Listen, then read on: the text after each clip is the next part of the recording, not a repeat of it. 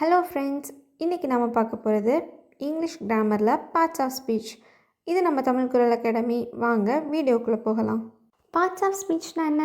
இப்போ நம்ம ஒரு சென்டென்ஸ் ஃப்ரேம் பண்ணுறோம் அப்படின்னா அதுக்கு டிஃப்ரெண்ட் கைண்ட்ஸ் ஆஃப் வேர்ட்ஸ் தேவைப்படுது. அந்த வேர்ட்ஸை நம்ம அந்த சென்டென்ஸில் எங்கெங்கே யூஸ் பண்ணுறோம் அப்படிங்கிறது தான் பார்ட்ஸ் ஆஃப் ஸ்பீச். முதல்ல 8 கைண்ட்ஸ் ஆஃப் வேர்ட்ஸ் இருக்குது. அது என்னெல்லாம் அப்படின்னா noun, pronoun, verb, adverb, adjective, preposition, conjunction, interjection. நவுன்னா என்னென்னா name of a person, place, animal or thing. இது வந்து சென்டென்ஸோட சப்ஜெக்ட் ஆர் ஆப்ஜெக்டாக யூஸ் பண்ணுறோம். இதுக்கு எக்ஸாம்பிள்னு பார்த்தோன்னா பர்சன்னா அக்பர், பிளேஸ்னா சென்னை, அனிமல்னா டாக், திங்னா கம்ப்யூட்டர். இப்படி நம்ம சொல்லிட்டு போகலாம். இது தமிழில் சொல்லப்போனால் நவுனுக்கு தமிழில் என்ன அர்த்தம்? பெயர் சொல். அதாவது இந்த பெயர் சொல்லை எங்கெங்கே யூஸ் பண்ணுறோம், இந்த நவுனை எங்கெங்கே யூஸ் பண்ணுறோம் அப்படின்னா ஒரு சொற்றொடரோட எழுவாய் அல்லது செய்யப்படு பொருளாக பயன்படுத்துகிறோம். புரிஞ்சுதா? அப்போது நவுன்னா என்னது? தமிழில் பெயர் சொல்.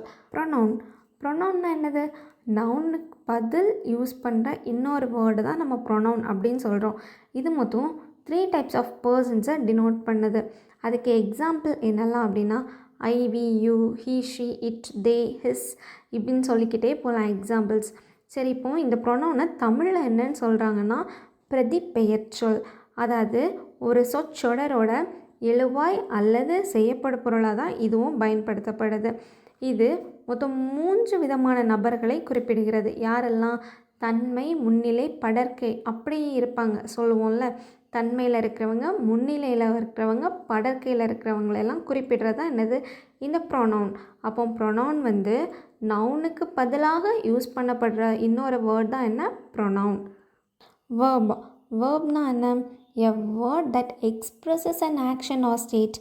நாம் என்ன பண்ணிகிட்ருக்கோம் அப்படிங்கிறத எக்ஸ்ப்ரெஸ் பண்ணுறது தான் என்னது? வெர்ப். இந்த வெர்ப் வந்து எப்போவுமே சப்ஜெக்டை ஃபாலோ பண்ணி தான் வரும். இதை தமிழில் சொல்ல போனோன்னா வேர்புக்கு தமிழில் வினைச்சொல் அப்படின்னு பேர். இந்த வினைச்சொல் எப்போவுமே எழுவாயை ஒட்டி தான் வரும். அதாவது சப்ஜெக்டை ஒட்டி வரும். அப்போது சப்ஜெக்ட்னா என்ன? Noun R pronoun. இதை ஃபாலோ பண்ணி வர்றதா என்ன? வேர்ப். இதுக்கு எக்ஸாம்பிள் என்னது? கம், ரீட், ஆம். இப்போ ஐ ஆம்னு சொல்லுவோம். அப்போ ஐ வந்து நவுன், ஆம் வந்து வேர்ப். இன்னொரு எக்ஸாம்பிள் சொல்ல போனால் சிவா ரீட்ஸ். அதில் சிவா என்னது? நேம். அப்போ அதை நவுனுன்னு சொல்கிறோம். ரீட்ஸ் வந்து என்னது? ஒரு ஆக்ஷன். அப்போ அதை வேர்புன்னு சொல்கிறோம். புரிஞ்சுதா? அப்போ வேர்ப்னா தமிழில் என்ன? வினைச்சொல். அட்வர்ப்னா என்ன? ஒரு வேர்ட் அது வந்து வேர்பை இன்னும் கொஞ்சம் மாடிஃபை பண்ணி சொல்லும்.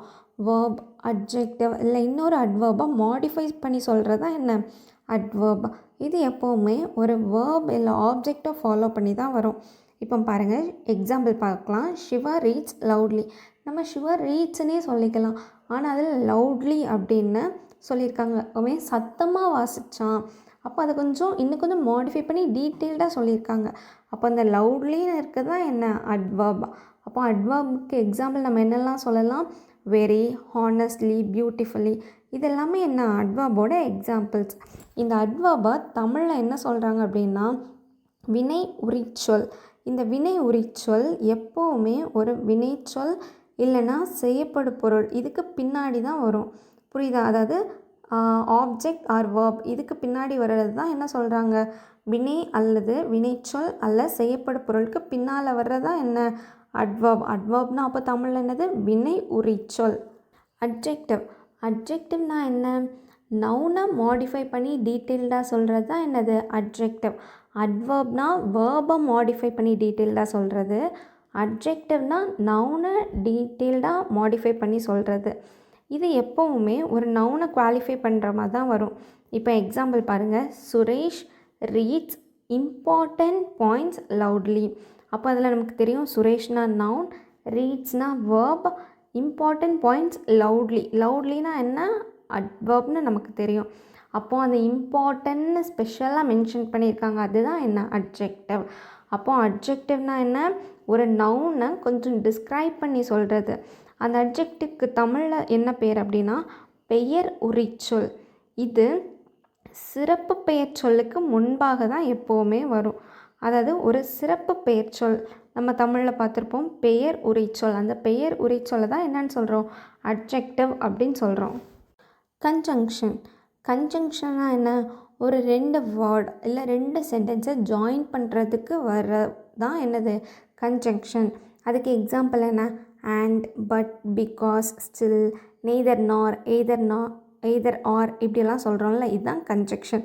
அதாவது கன்ஜங்ஷனுக்கு தமிழில் என்ன பேர்னா இணைப்புச் சொல். இது 2 வார்த்தையை இல்லைன்னா 2 வாக்கியத்தை ஒன்று சேர்க்க வர்றது தான் என்னது? இந்த கன்ஜங்ஷன். அதாவது தமிழில் என்னன்னு சொல்கிறோம்? இணைப்புச் சொல் அப்படின்னு சொல்கிறோம். ப்ரிப்போசிஷன். ப்ரிப்போசிஷன்னா என்ன? ஒரு வேர்ட் அது வந்து நவுன் அல்ல ப்ரொனவுனுக்கு முன்னாடி வந்து அதோட ரிலேஷன் என்ன அப்படின்னு காமிக்கிறது தான் என்ன? ப்ரிப்போசிஷன். அதாவது இந்த ப்ரிப்போசிஷனுக்கு எக்ஸாம்பிள்ஸ் என்னெல்லாம்? In, on, by, out, at, of இப்படியெல்லாம் சொல்கிறோம்ல, இதுதான் ப்ரிப்போசிஷன். இப்போ இங்கே பாருங்கள், எக்ஸாம்பிள் பார்க்கலாம். Kumar and I sing the hit songs of AR Rahman melodiously. அப்போது குமாரும் நானும் சேர்ந்து யாரோட சாங்கை பாடுறோம்? ஏஆர் ரஹ்மானோடது. அப்போ அந்த ஏஆர் ரஹ்மான் அப்படின்னு மென்ஷன் பண்ணி அவரோட ரிலேஷனை சொல்லும்போது அவர் பேருக்கு முன்னாடி போடுற அந்த ஆஃப் தான் என்ன? ப்ரிப்போசிஷன். இப்போது இந்த ப்ரிப்போசிஷனுக்கு தமிழில் என்ன பேர் அப்படின்னா முன்னிடைச்சொல். இது ஒரு பெயர் சொல் அல்லதா பிரதி பெயர் சொல்லுக்கு முன்னாடி தான் என்ன வரும்? இந்த முன்னிடை சொல் வரும். முன்னிடை சொல்னால் என்ன? ப்ரிப்போசிஷன். அதிலே கொடுத்துருக்காங்க ப்ரிப்போசிஷன், ப்ரீபொசிஷன் அப்படின்னு கொடுத்துட்டாங்க. அப்போது ப்ரிப்போசிஷனாக என்ன? ஒரு நவுன் ஆர் ப்ரொனவுனோட ரிலேஷனை காமிக்கிறதுக்காக வர்றது தான். இன்டர்ஜெக்ஷன். இன்டர்ஜெக்ஷனாக என்ன?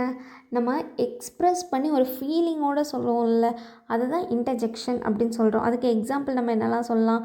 ஹலோ, ஓ, வாவ் இப்படிலாம் சொல்கிறோம்ல, இதுதான் இன்டர்ஜெக்ஷன். இப்போ ஒரு எக்ஸாம்பிள் பார்த்துடலாம். இங்கே பாருங்கள். Hush, Kumar and I sing the hit songs of AR Rahman melodiously. அப்போது இந்த சென்டென்ஸ்க்கு முன்னாடி வர அந்த ஹுஷ் அதில் ஒரு எக்ஸ்க்ளமேட்ரி போட்டிருப்பாங்க. எப்போவுமே இன்டர்ஜெக்ஷனுக்கு அடுத்து என்ன போட்டிருப்பாங்க?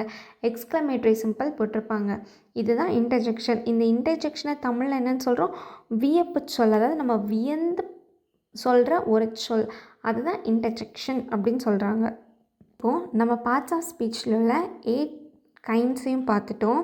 இது உங்களுக்கு புரிஞ்சிருக்கும்னு நினைக்கிறேன். புரியலன்னா இன்னொருக்கா வீடியோ ஃபுல்லாகவே பாருங்கள்.